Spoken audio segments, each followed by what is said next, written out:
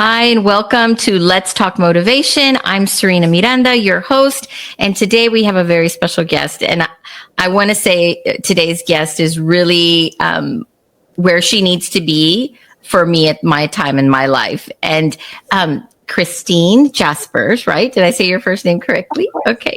And she is the founder of Space Jams. And I'm going to let her explain exactly what she does because I'm excited. First of all, I love the name, but so tell us what you do, Khrystyne. Yeah. Hi. Thank you so much for having me, Serena. This is so kind. I'm so excited to talk with you. And who knew that you needed me in your life at this time? It's perfect. Seriously. So my name is Khrystyne. I live in New York City with my kids. I have 2 kids and my husband. We live in a 1-bedroom apartment. And that was started out of just that's what we could get. And it's become just kind of a way of life. And so somewhere along the lines of me just surviving and trying to figure out how to live with kids in a smaller space, it really turned into a business and helping coach people in their spaces. And so Space Jams is really about, yes, the things in our home can hold us back, but 99% of the problem is actually in our head and what we believe about what we have. And so I coach people and help people reimagine what's possible in their spaces. I feel like in this day and age, people are looking to downsize. They're looking for ways to be sustainable with less. And so helping them reimagine what's possible where they are versus having to upgrade and have more. That is so wonderful. And I've been to New York one time, but I have seen, being that I'm also in real estate with my husband's a broker, I've seen New York real estate. And it's in Manhattan. And I have a friend that lives there. I forgot the twins live there in Manhattan. And the spaces are small. Yeah. And compared to like what we're used to. And I had made reference to, I'm in Texas and everything in Texas is big. I think that's a motto of ours. I don't know. Our homes can be big. Our trucks are big. Sometimes the hair is a little big. So we have a lot of space. Plus we have a lot more like land. So I live in San Antonio, Texas, and we're kind of spread out. So in my home right now, I live almost in an acre. It's like 0.75 of an acre. So it's a lot of space and we take that for granted a lot. And I'm in the time right now where we're packing up. We're moving out of this house that we've lived in for over 10 years and raised our kids elementary, middle school, and high school here. And it's about 3,500 square feet.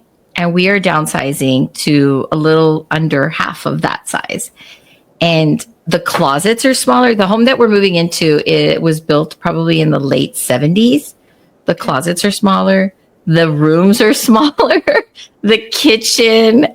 I'm having a little bit of a culture shock. But it's all good. You know, I'm ready for the change. I'm embracing the change. And my kids have been actually fairly willing, and as young adults, some people don't like change like that. That's drastic change to move from all this space to more minimal space. But they've been really happy, and I already moved them over there. I moved all their stuff and the closets and the beds and furniture. And I told them the other day, I said, so what do you think? And they're like, we love it. We love it. Everything has its place now. I only took what I needed. And so it's been nice. So, but tell me, what is the first step? What have you seen for because I know I'm having a little bit of, it took me a while to get into my room and start going through my stuff. Yeah. Because I want to keep everything. Yeah, I think that you already kind of said the first step is just starting to build belief that it's possible, that maybe this couldn't be the worst thing that's ever happened to you. Maybe on the other side of more, there could be even more freedom with less. And I think building that belief, especially like what you said, when you're in a culture where more like it's just big, right? And I was actually born in Houston, so I don't remember Texas, but I know about that mentality, and it can be hard when the culture around you is like, why would you do that? Like, you have this beautiful big house. Why would you downsize? And we start to question, is this a bad move? Should I do this? Maybe I'm crazy.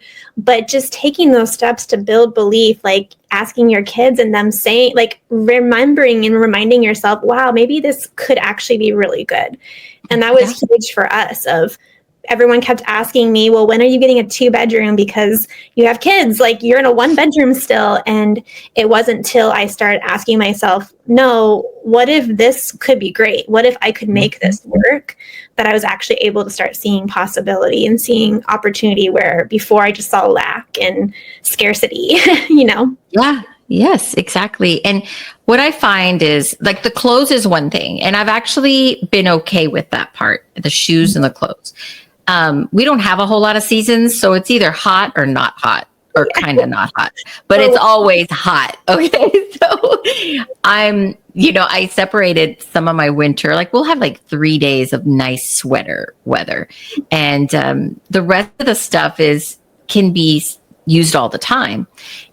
But where I'm having the hardest part is my kids' things from when they were little. I knew you were going to say that.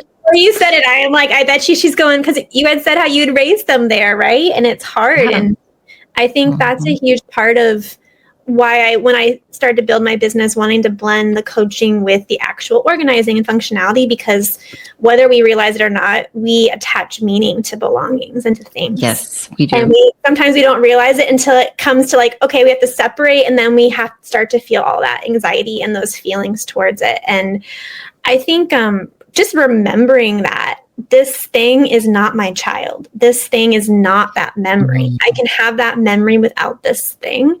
Is just starting to build that thought process is really helpful. The end of my motherhood kind of happened in a way I didn't expect. And so I was trying to move baby things out of our home, and I was feeling that, oh my goodness, like I'm giving away a part of myself that's very special and meaningful. And it's okay to sit with it and realize, oh, like I feel this way because of this, because we brought our kids here, we raised them here, or this part of it. And then realizing I can still have that without this thing is really important. And sometimes you're ready to get rid of it and sometimes you're not. And that's okay. But separating it a little bit from yourself and seeing, okay, what is it about this thing that I'm attaching to or attaching part of myself to has been really helpful for me, because I have also encountered, I think all of us have to go through that process in some way or another. Yes.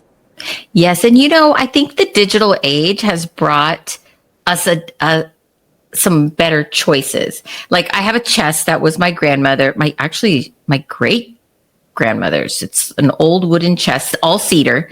And in there is where I have all the kids' art. And I had just seen something came through an email or something where you could take their art, scan it, and make a book or a digital book. And I just told my husband the other day, I said, I want to go through all this artwork and get a good scanner, or take it somewhere where they'll professionally scan it and make a book for us, for my mom, the grandma, for the kids, so they can show their kids one day. And it's just I think we're more willing to keep one book than us chest full of art. Yeah. Even if I take a picture, like the things I can't scan, there are cameras that are so high resolution that it'll look like the original art. So I'm excited to do that with their artwork and create something that's all together for them, for me to have memories, for them also, and then for my mother, who really has a hard time getting rid of things.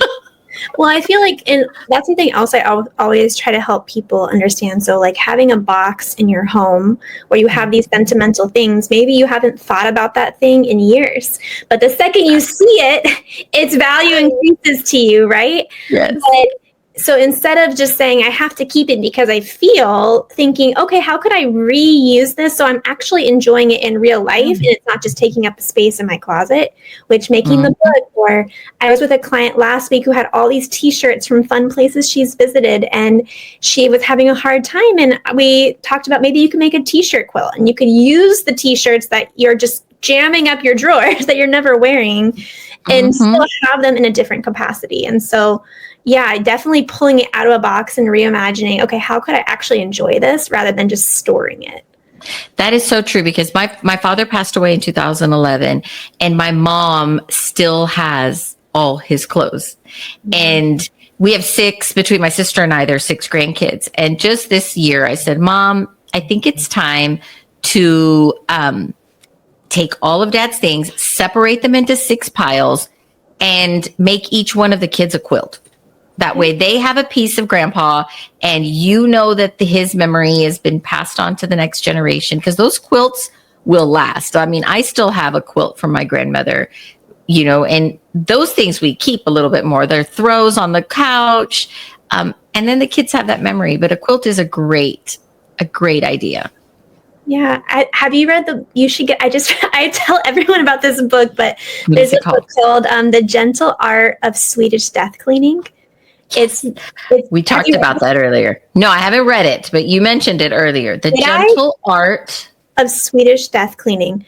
It is so good. And it's this idea of you have to deal with your stuff, because when you don't deal with it, people are forced to deal with it when you pass, and it doesn't go with you. And just this being intentional with going through what you have and realizing it might have held a memory to you, but that doesn't mean the next person's going to feel that attachment to it. Or it's just so beautifully and practically written. I just am so obsessed with this book and this lady. I want to go meet her and hug her, but oh my gosh, I'm going to get it. I'm definitely going to get it, because I need to get my mom on the same page. She comes from, can you hear that? I think can you hear the binging from my phone, or is it just in my head? I tell everybody I'm on a Zoom. Please don't bother me. And they're all texting right now. Of course. But yes, my mom comes from a generation where you keep things. You don't get rid of things. And then she's Latina. So she was raised in Mexico. She's from Mexico. So you don't get rid of things. That could be insulting for the dead. She keeps things forever. And we're trying, between my sister and I, to help her get rid of some things, right? And we joke all the time. We're like, okay, Mom, we're going to send you somewhere. And then when you come back, everything will be gone. And she gets like, no, don't do that to me. But I think she's getting ready, because she's seeing us downsize. And she's like, I'm not going to be living near you. I want to live near you in a smaller house. And so now she's seeing the process, which I think has helped her. My sister did it. She just went downsized also. And now I'm doing it. And so hopefully I don't know how old she is, but this book is written by, she says she's 80 to 100. So it's written by an older woman who is moving in that process of, I'm moving from our home into a smaller apartment. And she's 79, my mom. So perfect. I'm going to get it to her birthday. She'll be her 80th birthday is coming up in September. It'll be perfect. I think so. And I tell her, I said, Mom, I'm like, we travel. We like to travel.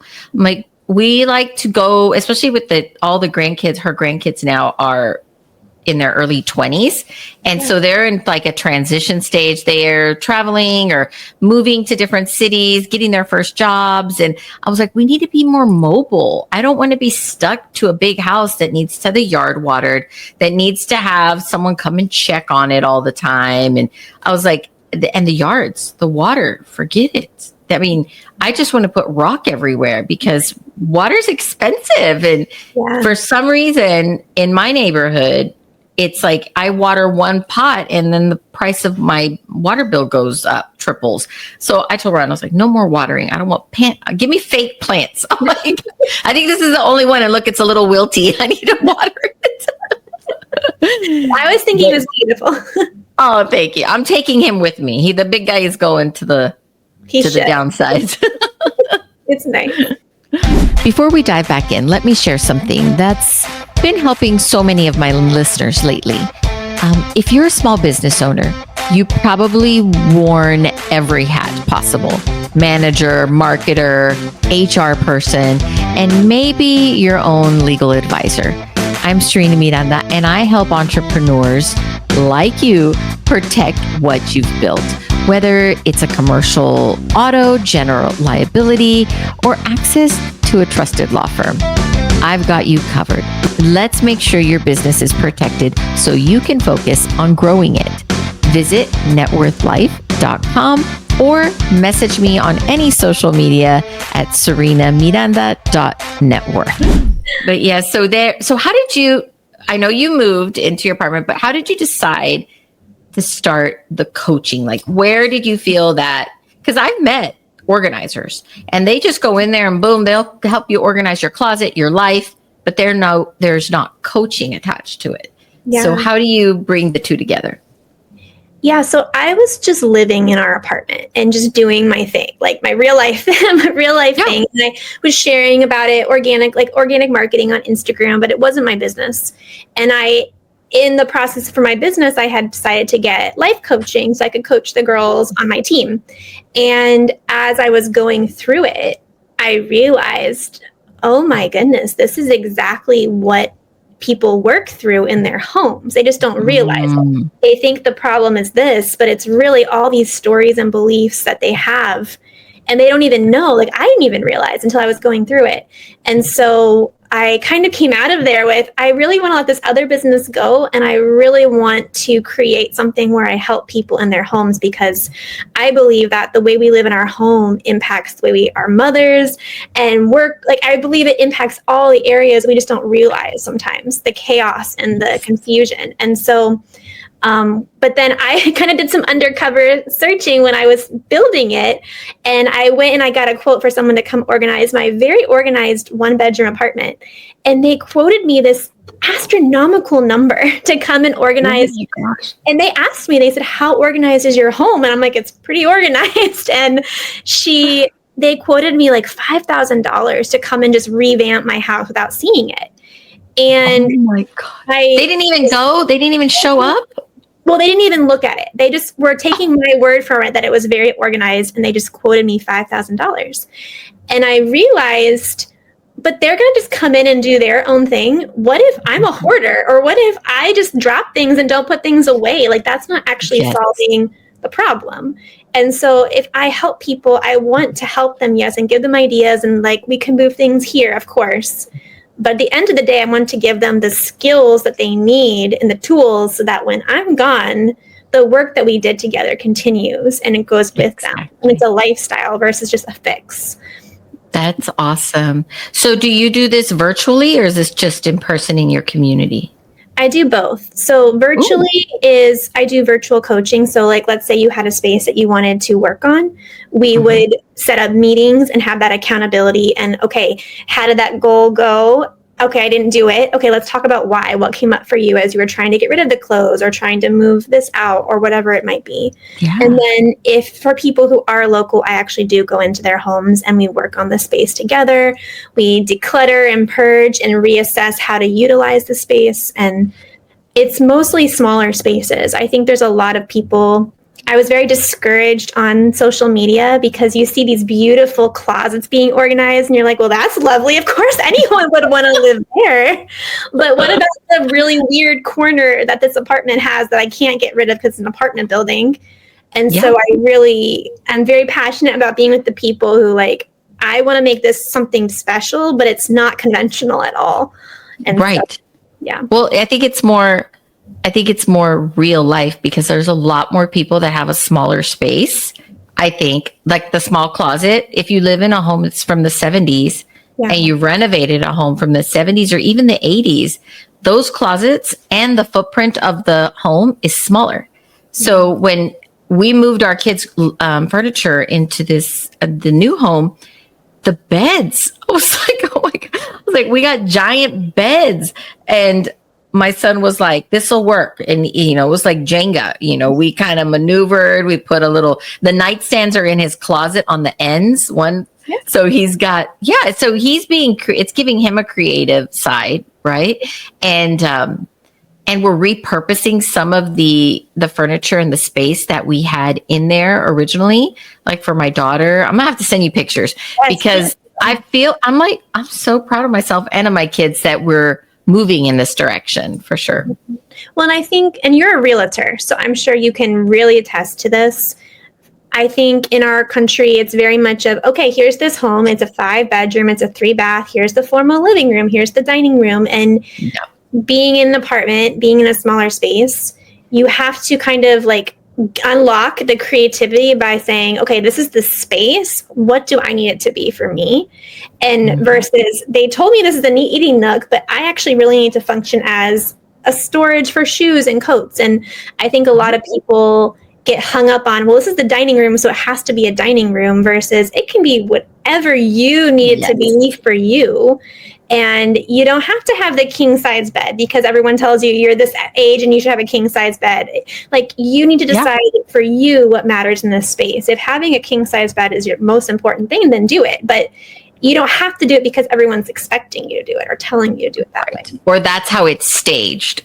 Yes, exactly. Yes. Oh, yeah, sure. Yeah. Like, I can only see it this way because that's what I was shown, versus this possibility of what this could be and could be reimagined as. That is so neat that you said that, because a friend of mine just recently put on her Instagram that the kitchen nook is now her reading quiet space. And she put a rug and she got 2 cozy big swivel chairs. And when her sister comes over, her and her sister sit there, drink their wine or drink their coffee and just chat. And that's where she goes to read a book, because the countertop in her kitchen, the bar area, is where everyone sits to eat. So she's like, I don't need another kitchen table over there. I need a space for me to have a quiet coffee or a glass of wine with my sister. So I am learning that, because we get so much, especially if you're in real estate, we get so conditioned to be, the space needs to be how it's been designed by whoever designed the home. And you're right. It's not about that. It's about us. It's about our space and our family and what we need. Yeah. Mm-hmm. And helping, and as a realtor, I'm sure helping people see that possibility where maybe they don't immediately see it. Right. I love watching, I love and hate watching House Hunters because the people drive me crazy. I'm like, you can't see that this is exactly what you want. I don't understand. I know. We watch those shows a lot, and I'm like, these people are crazy. Yes. I'm like, the international ones, like, you're right in the square of Paris. What is wrong with you? Like, I know. I'd take whatever was available right there. I know, right? And what I've noticed also, because our family we're kind of in that transition stage. My kids are out of high school, traveling, and the 2 youngest wanted to study Spanish. And we sent them to Costa Rica with an organization called EF Languages. And I say their name because it's so amazing. But my kids went from this life that they had, right, where it was very, spacious in their own bathrooms, to sharing a little condo with twin beds and this little bitty kitchen and 1 bathroom. And they came back with so much more appreciation to what they have. And then, but they've also, I think that's why it's made it easy to transition, because they've experienced something else and they survived. They survived with 1 suitcase of clothes for 3 months, and they don't need a closet full of stuff, I mean, and so that's been really eye-opening for us as a family, for sure.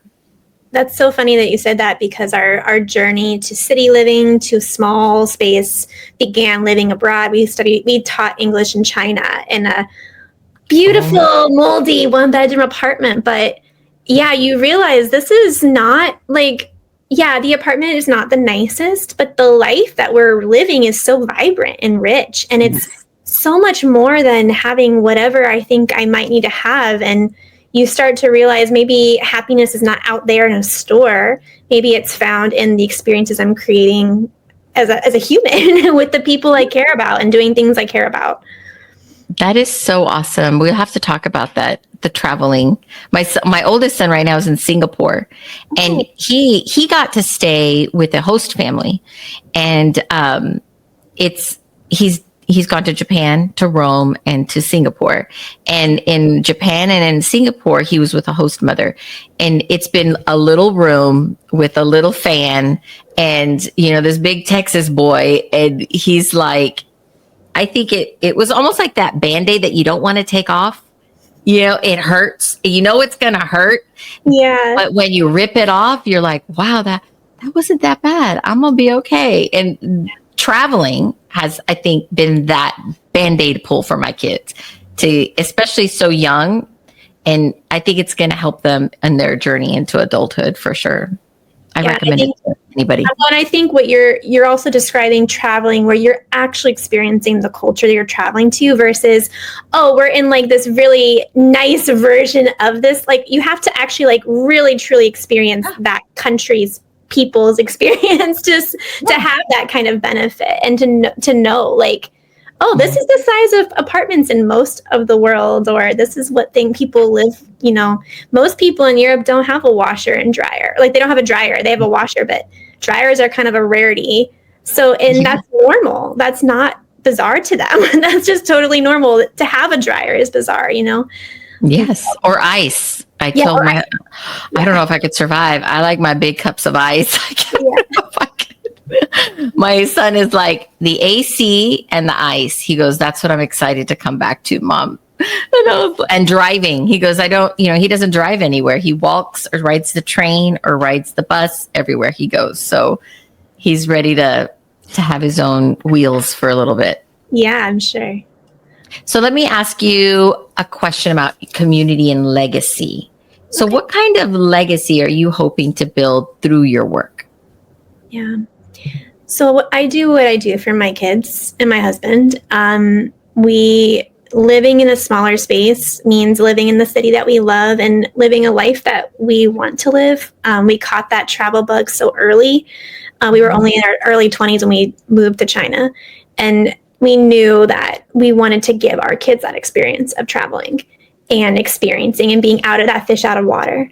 And but when you live in an expensive city and you're feeling like you have to upgrade and get more space, suddenly all your money is going into that space, right? And so for us, choosing to live in smaller spaces meant we can take our kids and travel still. We can choose maybe not to take that promotion because it means less time away, right? We have that freedom to make those choices. And so for us, the legacy I'm creating is first with my family, my kids, of just because someone tells you that you need this doesn't mean that's true. Like there's so much more in life, and having that compassion for others and that gratitude, real gratitude for what you have versus just filling a space.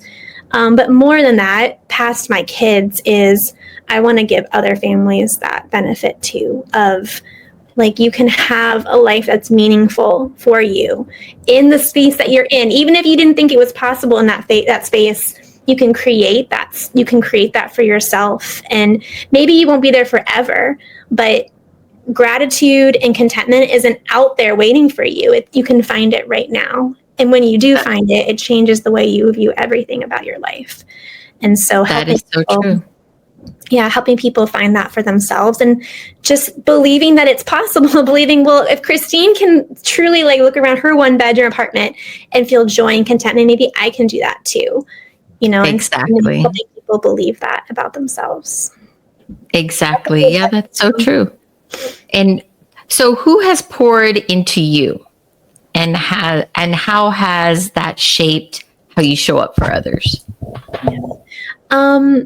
So there's a couple people that I found, a couple house tours I found through apartment therapy when I was first starting out in this smaller space.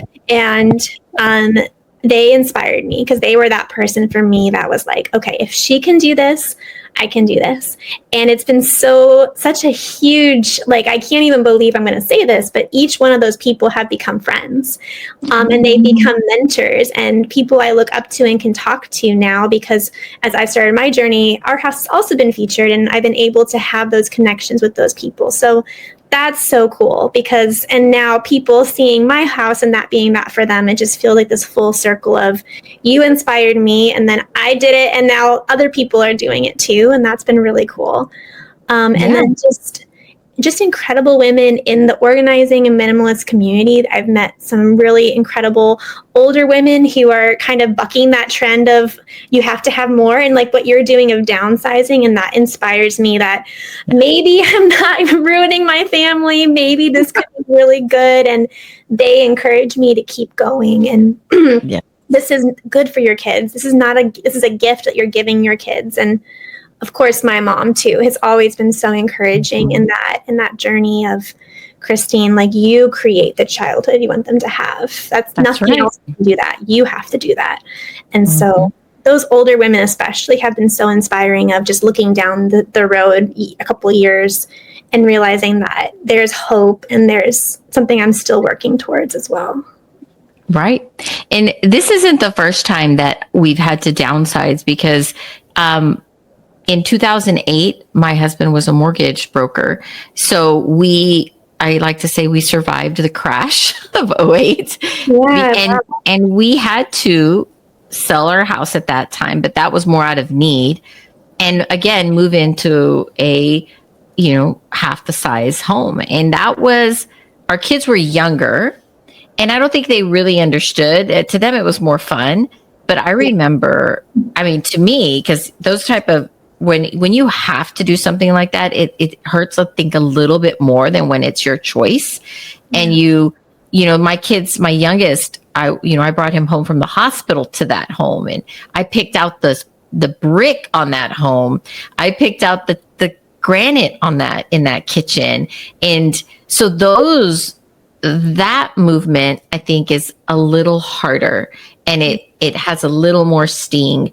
But I remember we would tell each other, it's okay, because we have our health, we have our family, we have support. I was like, this, and I like to quote, this too shall pass. It's a moment in our lives. And we laugh because we look back and we think to ourselves, my husband and I were like, man, do you remember how we would sit on that couch and be like, I think I had to get a little Christmas tree that year, because a big Christmas tree that I had in my previous home didn't fit. So we went and bought a small Christmas tree, and we would joke. We'd be like, it was like the Charlie Brown, little Charlie Brown Christmas tree. But where I feel I should have been more mindful of that journey, is I didn't take any pictures in that home, because it hurt, right? It was a painful move for me. And I think I have one or two, or I think I have one or two where I would angle it really, so it was just the child sitting on the couch, not the background where we had some boxes by my kitchen table. And it was a quick move, right? We had to get out quickly. But those moves, like, what do you do? What kind of advice do you have for somebody that has to make a painful move like that, and that adjustment? I'm so sorry that happened to you. I can't imagine how painful it must have been. It was, but I think back now, and it doesn't hurt anymore. It was like, my kids survived. They actually had a lot of fun. We thrived.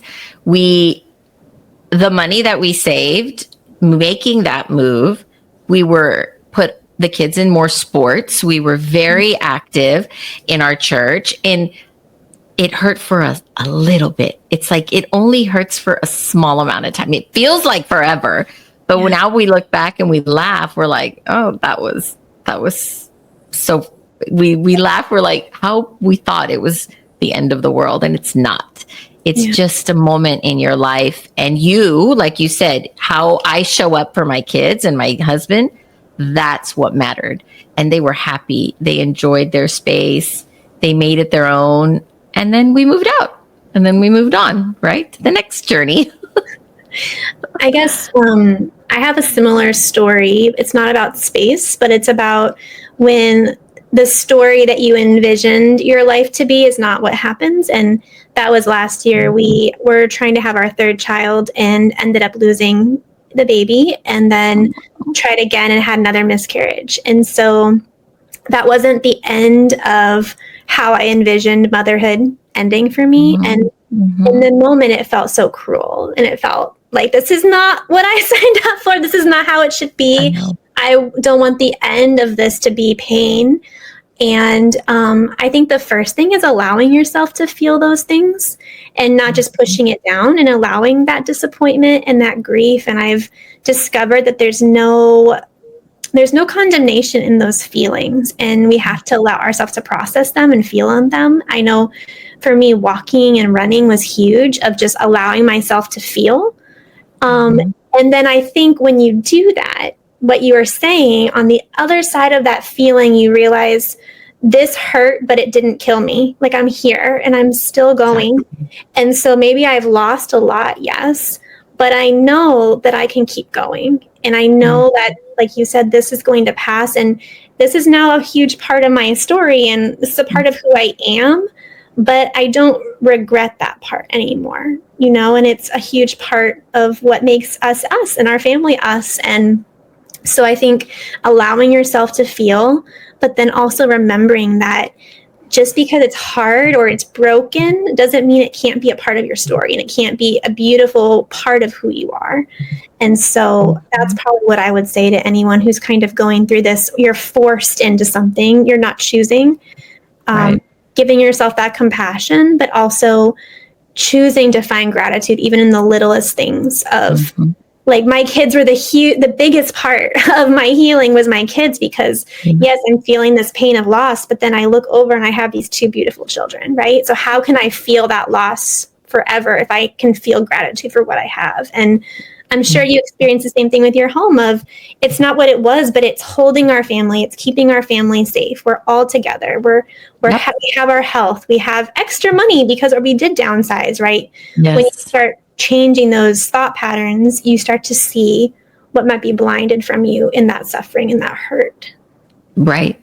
And then what helped me also was focusing on, I had to go back to the classroom because my husband was the primary breadwinner at the time. And then there was no business. It was like from zero, it went from 100 to zero, So I went back to teaching, and I just dove in, and I got a lot of opportunities out of that, and focusing on my own journey also helped as well. Like, where do I go from here? What type of teacher will I be? How will I show up every day? And I had just had another podcast with somebody recently, and we talked about, we never know, like when we're around people, we never know what they're going through at the time. And keeping mindful of that, especially when, like, right now, the economy seems to be blipping, and, people are having to make hard decisions and maybe move or downsize, and being mindful of that in people's journey when we're around everybody, right? So I really think your coaching and what you do is really important for people, because everyone needs someone to help guide them through those changes in our life. Yeah. Right. I always say coaching is not, you don't hire a coach because you're not capable. You are capable, but you need someone to help remind you that you're capable. Because sometimes you need someone to hold your arms up and be like, okay, it's too heavy right now. I need you to remind me that I can do this. I need you to remind me why this is important. And so I think that's why coaching is so beautiful. And I love that so many people are doing it, because we need those people in our life to remind us of what we're capable of doing, even when it's hard. Yes. I have a coach, a business coach. And I think after I turned 50, I decided that's one of the things I needed so I could move my business journey forward. Primarily, I'm an insurance broker. I do real estate kind of on the side with my husband, but I really am a business strategist. I like to help people figure out their risk. And that coaching that I've received from her has really helped me dial in on my journey as a business owner. So in whatever area, you can find a coach to help make sure and kind of be that accountability on your journey, whether it's organizing your home or downsizing or for your own personal business. It is a great, I am very glad that more people are coaching now. Yeah. It's definitely something we needed. Yeah, definitely. And I think it's more accessible.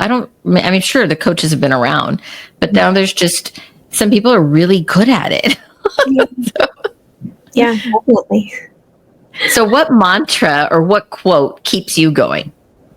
I think a quote that I always remind myself, and it comes from running, is just because it's hard doesn't mean it's wrong. And sometimes when you're running, and I try to run faster races, so when you're racing and you're running faster, it can be very painful, and your body is telling you, shut down, this is not right, you're doing the wrong thing, like you need to stop. And just reminding yourself that sometimes the thing that you need to do is going to feel hard in the moment, but just because it's hard doesn't mean you're doing the wrong thing. That is so true. I think sometimes that's a great quote. I like that. I'm going to keep that one. I'm going to keep that one. So tell us, Khrystyne, where is your journey? What do you see yourself in a year, 5 years? That's a great question. Oh man. And I probably need to hire a coach to help me see the future better. I'm definitely wanting to speak more. So speaking, I know that's how we met, was through Jess and keynote speaking. I want to talk and inspire and help people reimagine what's possible where they are. I want them to realize that they can find peace and gratitude no matter what their space in life looks like right now. So definitely, I think my future I see myself more on stage and more talking and speaking. And I'm writing a book currently about our own experience with miscarriage, and obviously coaching and working with more and more families and helping to inspire them with what's possible. That's amazing. I think that's a great plan. And I look forward to watching you through your journey and maybe going to hear you speak. I would love to keep that in, keep us talking, because I'm sure we could have a lot more conversations about this. I'm very thankful for you joining us on Let's Talk Motivation.